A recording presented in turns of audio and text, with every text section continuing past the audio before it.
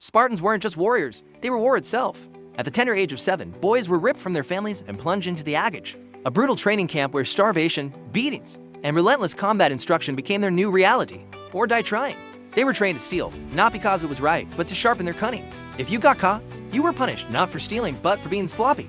Instead of protection, armor brought vulnerability. Spartans fought nearly naked, just a helmet, red cloak, and shield. Why? Because fear was forbidden. Pain was expected. Dropping your shield was the ultimate shame. It didn't just protect you, it protected the soldier next to you. And the women. In Sparta, strength wasn't just for warriors, everyone was expected to be strong. From bearing sons to owning land and speaking their minds. They were tough too. Even newborns were judged. If a baby looked weak, it was left to die. Only the strong were allowed to live. Spartans weren't just trained to fight. They were sculpted into human weapons. And their legacy, still feared 2,000 years later, their tactics, discipline, and mindset are still studied in modern military academies. Even today, elite special forces adopt the Spartan code, and your pain remains silent and never break rank. And here's the craziest part. Sparta didn't build monuments, it built legends. Carved into history, they were warriors defined by blood, fire, and unyielding loyalty.